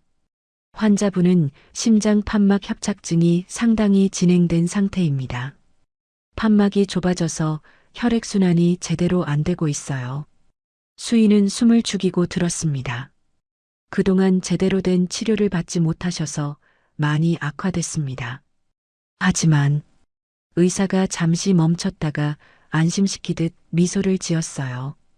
지금이라도 수술하면 충분히 회복 가능합니다. 저희 병원 최고의 팀이 담당할 예정이고요. 정말요? 수인의 목소리가 떨렸습니다. 네. 수술 성공률도 높습니다. 다음 주 화요일에 수술 일정 잡겠습니다. 의사가 확신에 찬 목소리로 말했습니다. 환자분 나이를 고려하면 회복 기간이 좀 걸리겠지만 수술만 잘 끝나면 일상생활은 충분히 가능하실 겁니다. 수인은 그제야 안도의 한숨을 내쉬었어요. 가슴을 짓누르던 무거운 돌이 조금 내려가는 것 같았습니다. 시간은 빠르게 흘러 수술 당일이 되었어요. 무사히 수술이 끝났죠. 어머니의 눈꺼풀이 살짝 떨렸습니다. 그리고 천천히, 아주 천천히 눈을 떴어요. 엄마. 수인이 얼굴을 가까이 대며 불렀습니다. 수인아. 어머니의 목소리는 가늘었지만 분명했습니다. 엄마, 수술 잘 끝났어요. 이제 괜찮아요. 그래. 다행이구나. 어머니가 수인의 손을 약하게 쥐었어요. 우리 딸 누명 벗은 것만으로도 엄마는 여한이 없다. 어머니의 눈에서 안도의 눈물이 흘러내렸습니다. 수인도 함께 울었어요. 3년간 가슴을 짓눌러왔던 무거운 죄책감이, 어머니를 제대로 돌보지 못했다는 자책감이 이제야 조금씩 내려가는 것 같았습니다. 그로부터 6개월이 흘렀습니다. 계절은 가을에서 겨울을 지나 다시 봄이 왔어요. 수인의 어머니는 건강을 완전히 회복했습니다. 요양병원이 아닌 작은 아파트에서 혼자 생활할 수 있을 정도로요. 그리고 오늘 법원 재심 선고 공판이 열리는 날이었습니다. 수인은 정장을 차려입고 법정에 섰습니다. 옆에는 백상그룹이 선임한 최고의 변호사 3명이 함께했죠. 방청석에는 어머니와 박 회장, 그리고 장 실장이 앉아 있었습니다. 피고인 이수인에 대한 재심 판결을 선고하겠습니다. 판사가 서류를 집어들며 낮은 목소리로 말했습니다. 법정은 숨소리 하나 들리지 않을 만큼 조용했어요. 수인의 심장은 터질 듯이 뛰었습니다. 피고인 이수인. 판사가 수인을 똑바로 바라봤습니다. 무죄. 그 한마디가 떨어지는 순간 수인의 눈에서 눈물이 쏟아졌습니다. 참고 또 참았던 눈물이 댐이 무너지듯 흘러내렸어요. 방청석에서 어머니가 고맙습니다. 고맙습니다 하며 울먹였습니다. 박 회장도 만족스러운 미소를 지으며 고개를 끄덕였죠. 또한 피고인의 의사 면허 취소 처분도 함께 취소합니다. 판사가 계속 말했습니다. 피고인은 의료행위를 다시 할 수 있는 자격을 회복합니다. 수인은 믿기지 않았어요. 3년간 꿈에서도 그리던 순간이 정말로 현실이 된 거였습니다. 법정을 나온 수인은 어머니와 박 회장을 만났습니다. 어머니는 수인을 꼭 껴안으며 한참을 우셨어요. 축하하네, 수인 씨. 박 회장이 악수를 청했습니다. 회장님 덕분입니다. 정말로. 수인이 눈물을 닦으며 말했습니다. 이제 다시 시작이야. 자네의 진짜 인생이 지금부터 시작되는 거야. 박 회장이 따뜻하게 말했습니다. 다음 날, 수인은 백상그룹 비서실로 향했습니다. 손에는 하얀 봉투에 담긴 사직서가 들려 있었어요. 장 실장의 사무실 문을 두드렸습니다. 들어오게. 안에서 익숙한 목소리가 들렸어요. 수인이 들어가자 장 실장이 의자에서 일어나 반갑게 맞아주었습니다. 어제 무죄 판결 받았다며? 진심으로 축하하네. 감사합니다, 실장님. 수인이 봉투를 꺼내 조심스럽게 건넸습니다. 사직서를 제출하러 왔습니다. 장 실장은 봉투를 받아들고 한참 동안 말없이 바라봤습니다. 그러더니 씁쓸하게 웃었어요. 그럴 줄 알았네. 자네 같은 사람이 평생 비서로 살 리가 없지. 장 실장이 봉투를 책상 위에 내려놓으며 말했습니다. 짧은 인연이었지만 자네의 강단과 실력은 절대 잊지 못할 걸세. 실장님, 처음엔 내가 많이 오해했네. 진심으로 미안했고 또 고마워. 장 실장이 진심을 담아 말했습니다. 수인은 고개를 깊이 숙였어요. 아닙니다. 실장님께서도 저를 많이 도와주셨습니다. 마지막에 증거 찾아주신 것도 실장님이시잖아요. 그건 당연한 일을 한 것뿐이네. 앞으로 좋은 일만 가득하길 바라네. 장 실장이 악수를 청했습니다. 수인은 비서실을 나섰습니다. 복도를 걸으며 지난 몇 개월을 떠올렸어요. 파견직 비서로 이곳에 처음 왔던 날, 회장을 살렸던 그날, 모든 게 주마등처럼 스쳐 지나갔습니다. 그리고 박 회장의 호출을 받고 회장실로 향했습니다. 들어오게. 문을 두드리자 박 회장의 목소리가 들렸습니다. 수인이 문을 열고 들어가자 넓은 회의 테이블 위에 커다란 서류들과 설계도가 펼쳐져 있었어요. 마치 건축 현장의 작업실 같았습니다. 앉게. 박 회장이 자리를 권했습니다. 수인이 앉자 박 회장은 두꺼운 서류철 하나를 그녀 앞으로 밀었어요. 표지에는 금빛 글씨로 이렇게 적혀 있었습니다. 백산 심장혈관센터 설립 계획서. 수인은 눈을 크게 떴습니다. 이게 이번 일을 겪으며 많은 생각을 했네. 박 회장이 창밖을 바라보며 천천히 말했습니다. 돈보다 생명을, 권력보다 양심을 지키는 병원. 그런 병원이 정말 필요하다는 걸 깨달았어. 박 회장은 설계도를 펼쳐 보였어요. 웅장한 건물의 투시도가 그려져 있었습니다. 현대적이면서도 따뜻한 느낌의 건물이었죠. 이 심장혈관센터는 1년 후에 완공될 거야. 박 회장이 손가락으로 설계도를 가리키며 설명했습니다. 최첨단 시설은 물론이고 최고의 의료진을 모을 생각이네. 돈이 없어서 치료받지 못하는 환자가 없도록 저소득층을 위한 무료 진료 시스템도 갖출 거야. 수인은 설계도를 물끄러미 바라봤어요. 꿈 같은 이야기였습니다. 그리고 말이야. 박 회장이 수인을 똑바로 바라봤습니다. 센터가 완공되면 자네에게 한 가지 부탁을 하고 싶네. 부탁이요? 수인의 눈이 커졌습니다. 초기 설립 멤버로 함께 해주게. 그리고 시간이 지나 자네 실력이 다시 제대로 인정받으면 이 센터의 메인 집도의 자리도 맡아주길 바라네. 수인은 숨을 삼켰습니다. 제가 그런 자리를? 그래.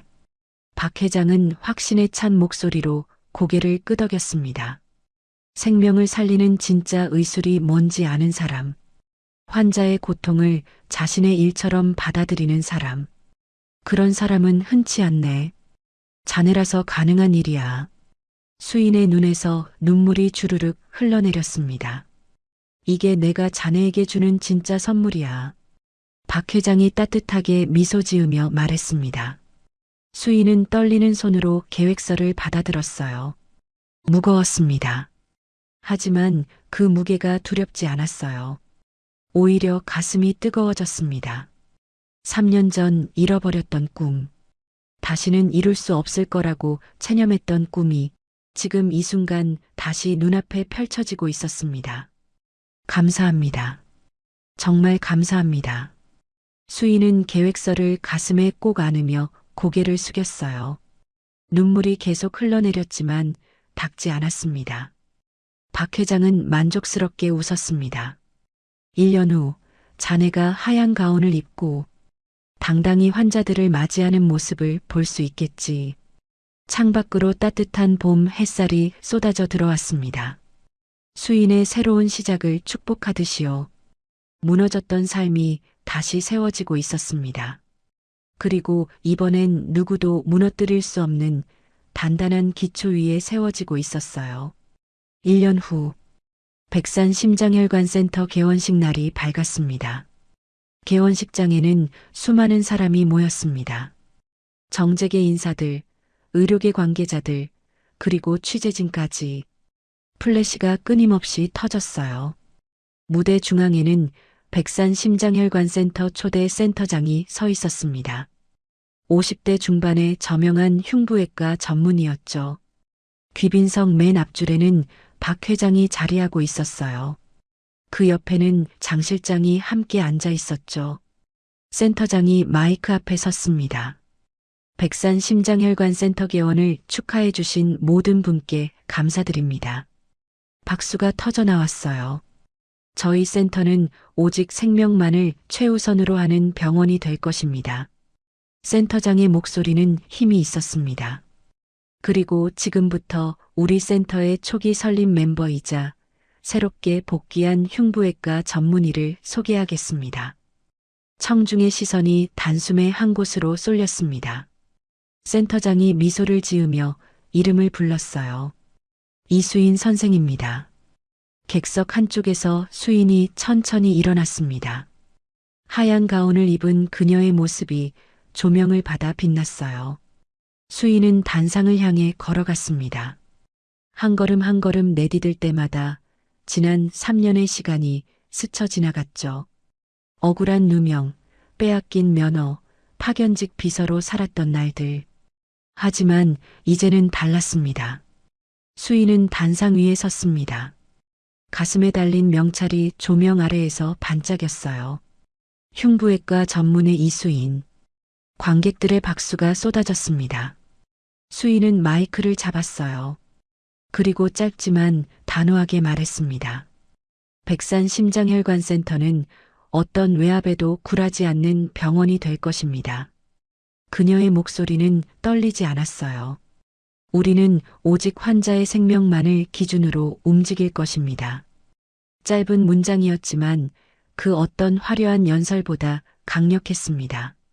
기립박수가 터져 나왔어요. 박 회장은 조용히 고개를 끄덕이며 흐뭇하게 미소 지었습니다. 그의 투자가 만들어낸 최고의 결실이었죠. 개원식이 끝난 후 수인은 진료실로 향했습니다. 아직은 낯선 공간이었지만 곧 익숙해질 거예요. 문을 열자 박 회장이 진료 의자에 앉아 있었습니다. 회장님, 어서 오세요. 수인이 환하게 웃으며 인사했습니다. 자네가 내 주치의라니 이보다 더 든든할 수가 없네. 박 회장이 호탕하게 웃었어요. 수인은 차트를 펼쳐보며 박 회장의 상태를 확인했습니다.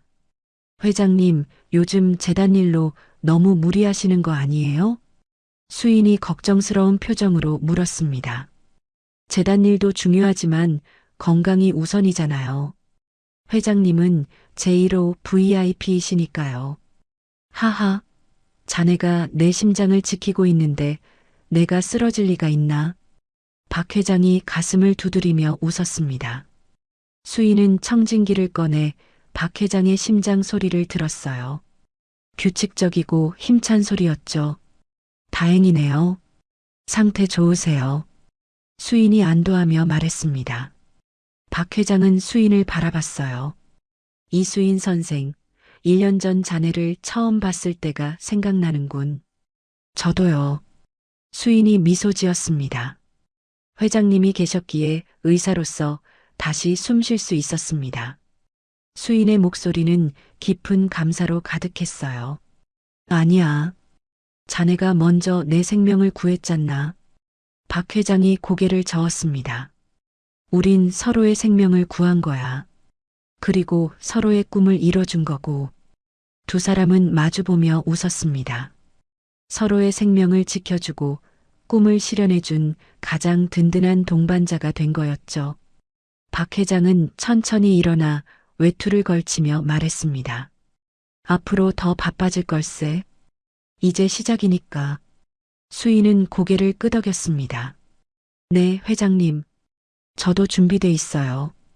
박 회장은 문을 나서기 전 다시 한번 그녀를 돌아봤습니다. 자네가 가는 길에 많은 생명이 걸려 있을 걸세. 그 손을 믿고 따를 사람들이 점점 늘어나겠지. 수인은 그 말에 조용히 미소 지었습니다. 따뜻한 햇빛이 창을 통해 들어와 그녀의 하얀 가운에 부드럽게 스며들었어요. 그 순간 수인은 깨달았습니다. 3년 전 세상에서 가장 깊은 어둠 속에 떨어졌던 자신이 지금은 누구보다 밝은 자리 위에 서 있다는 것을. 이제 그녀는 더 이상 누명을 벗기 위해 달리는 사람이 아니었습니다. 앞을 바라보며 생명을 향해 걸어가는 의사였죠. 진료실 문이 열리고 다음 환자를 알리는 벨이 울렸습니다. 수인은 숨을 고르고 단단한 발걸음으로 문을 향했습니다. 새로운 시작이 그 앞에 환하게 펼쳐져 있었습니다. 오늘의 이야기가 당신의 마음에 작은 울림을 드렸다면 앞으로도 당신의 나날에 잔잔한 위로가 될 이야기들로 찾아뵐 수 있도록 구독과 좋아요를 눌러주세요. 그리고 사연의 주인공을 위한 따뜻한 말씀도 댓글로 부탁드립니다. 당신의 오늘을 늘 응원합니다. 인생 나날이었습니다.